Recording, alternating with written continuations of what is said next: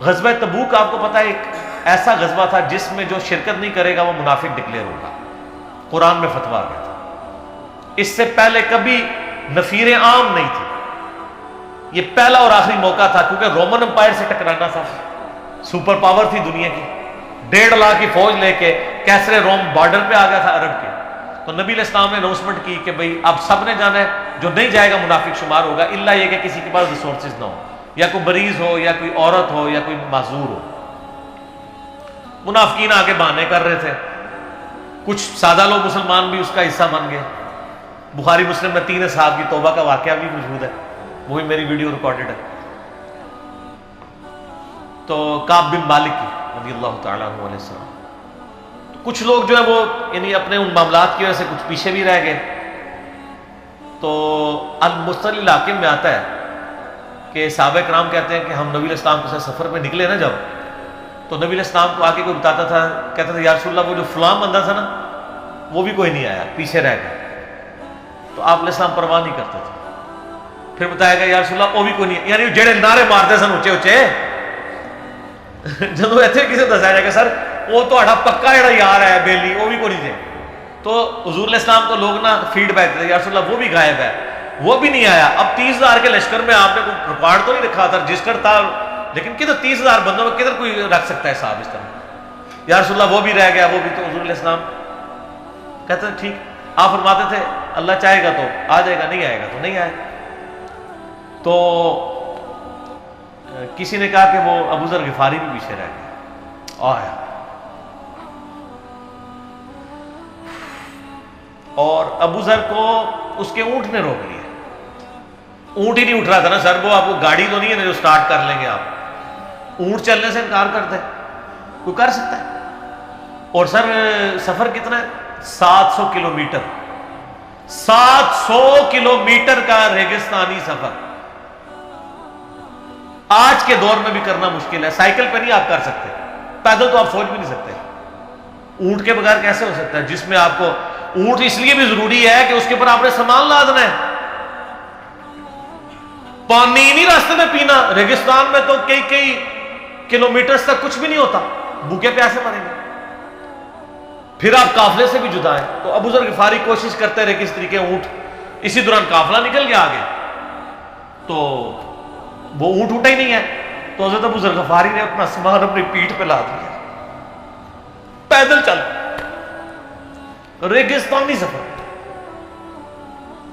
حاکم کی روایت ہے کہ ہم نے دیکھا دور سے ایک اکیلا شخص ہے جس کی پیٹھ کے اوپر بورا لدا ہوا ہے،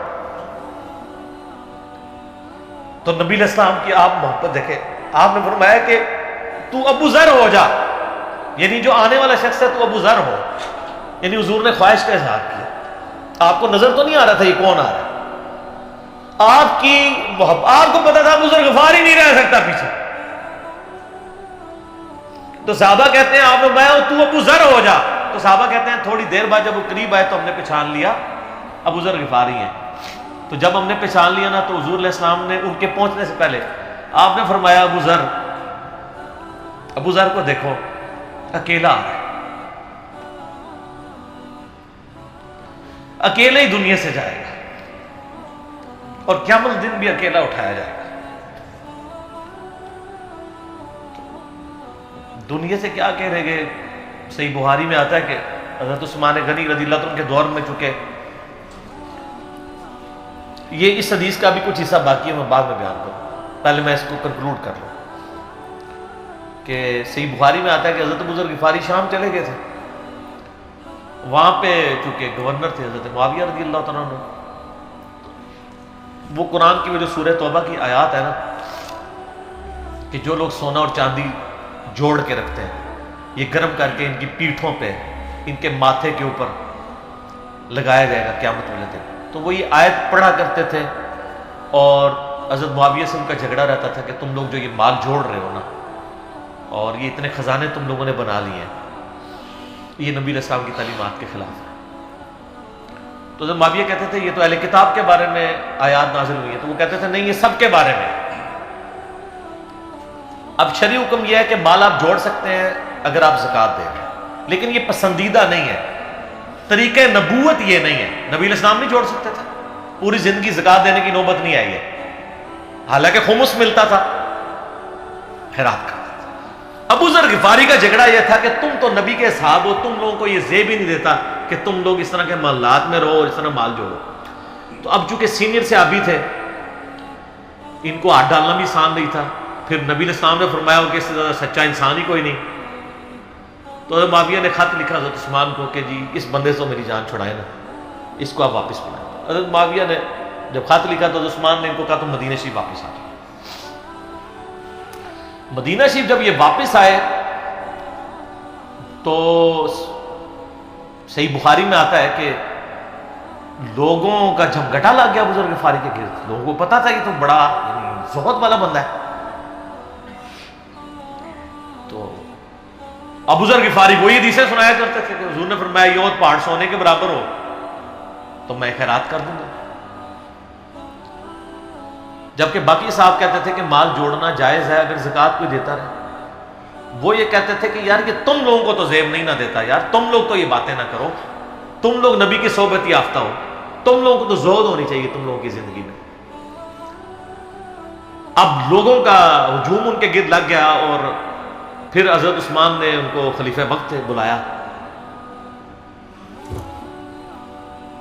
اور کہا کہ یار تو خود ہی مدینہ شریف چھوڑ کے یہاں سے چلا جا، تیری وجہ سے فتنہ کھڑا۔ تو حضرت عثمان نے کہا میں نے تو نبی علیہ السلام سے سنا تھا کہ حکمرانوں کی اطاعت کرنا، صبر کر لینا۔ تو ایک زبدہ نامی کا ایک گاؤں تھا مدینہ شریف کے پاس، شہر سے ہٹ کے، تو وہ پھر وہاں پہ ہجرت کر گئے۔ آپ دیکھیں ریونج کیسا تھا، لوگ کتنے ڈرے ہوئے تھے کہ ابو ذر اپنی بوڑھا شخص 80-90 سال کا بابا اپنی ایک بڑھیا بیوی کو لے کے اس عمر میں شہر بدر ہو رہا اکیلا۔ آج نہیں آپ سوچ سکتے کسی جگہ آپ اکیلے جا کے پڑاؤ کریں، کسی بیابان کے اندر، ریگستان کے اندر۔ اس زمانے میں آپ سوچ رہے، آج کل بھی آپ مدینہ شریف کے گرد چلے جائیں تو آپ وہاں ایک رات نہیں گزار سکتے۔ تو کوئی شخص حضرت ابو ذر غفاری کو سی آف کرنے نہیں آیا سوائے حضرت علی کے، اور وہ بھی مدینہ کی باؤنڈری تک آئے۔ ان کو پتا تھا ان کے سٹانس کے بارے میں، اور حضرت علی نے ان کو جب سی آف کیا تو کہا کہ میں چونکہ حکمران وقت کی اطاعت کا پابند ہوں، میں مدینہ کی باؤنڈری سے باہر نہیں جاؤں گا۔ اگر مجھے کوئی اس طرح کا یعنی حکم اجازت مل جاتی تو میں تیرے ساتھ جاتا۔ ایران والوں نے حضرت علی علیہ السلام کے زندگی کے آخری 10 سال کے اوپر ایک فلم بنائی ہے، امام علی علیہ السلام۔ اس میں ابو ذر غفاری کے سارے واقعات انہوں نے فلمائے ہیں، دیکھنے والے۔ جب مولا علی چھوڑنے آتے ہیں، پھر جو ان کی ڈیبیٹس ہوتی ہیں مدینہ شریف میں لوگوں کے ساتھ، وہ ساری انہوں نے ویڈیو میں فلمائی۔ پھر یہ چلے گئے وہاں پہ رہنا شروع ہو گئے۔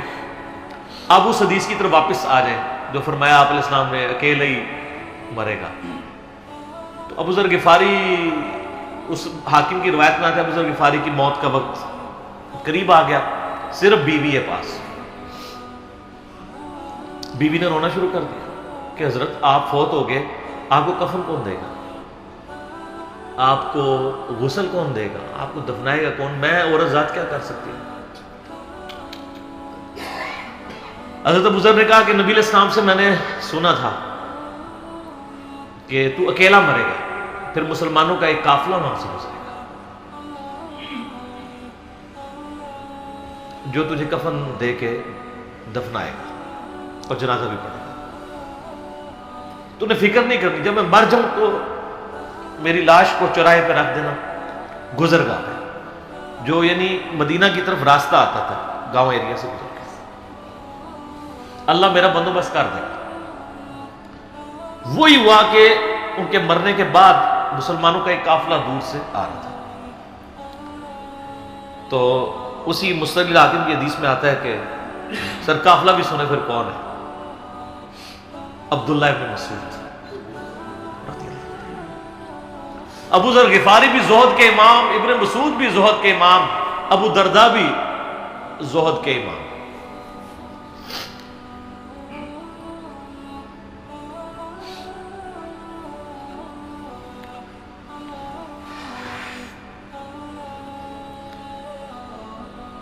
ابن مسعود رضی اللہ تعالیٰ عنہ جب وہاں پہ رکے، ان کو تو نہیں پتا تھا یہ کون ہے، تو انہوں نے کہا بی بی کیا ہوا؟ ان کا میرا خامن مر گیا ہے۔ ان کا یہ کون ہے؟ تو انہوں نے کہا ابو ذر غفاری۔ عبداللہ بن مسعود کی چیخ نکل گئی، چیخ ماری انہوں نے، ان کا واہ! اللہ کے نبی نے فرمایا تھا کہ ابو ذر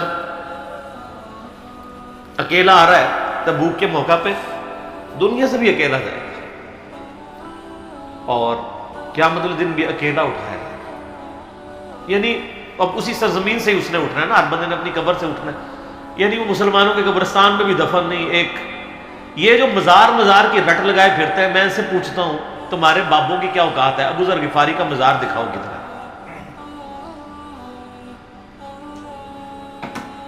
جو اس روئے ارض پہ نیلی چھتری کے نیچے سچا ترین انسان جس کو اللہ کے نبی کہہ رہے ہیں، اس کا کوئی مزار نہیں ہے۔ غریب المتنی میں مرا ہے، اس کی قبر بھی ایسی جگہ ہے جہاں مسلمانوں کے پاس قبریں بھی کوئی نہیں ہے، ایک ریگستان میں اکیلی قبر ہے، اس قبر کا بھی کسی کو نہیں پتا، اس پہ کوئی مزار بھی نہیں ہے، اور قیامت الدن بھی اکیلا اٹھایا جائے گا، یعنی قیامت تک وہاں پہ کوئی قبرستان بھی نہیں بنے گا۔ ظاہر نبی علیہ السلام کی یہ بھی خبر ہے، تو کیا وہ ناکام ہو گیا؟ اگر مزارات ہی دلیل ہے کامیابی کی، تو عبداللہ ابن مسعود رضی اللہ عنہ نے ان کو غسل دیا، کفن دیا اور دفنا دیا۔ یہ پوری ڈیٹیلز آپ کو المستدل حاکم میں مل جائیں گی۔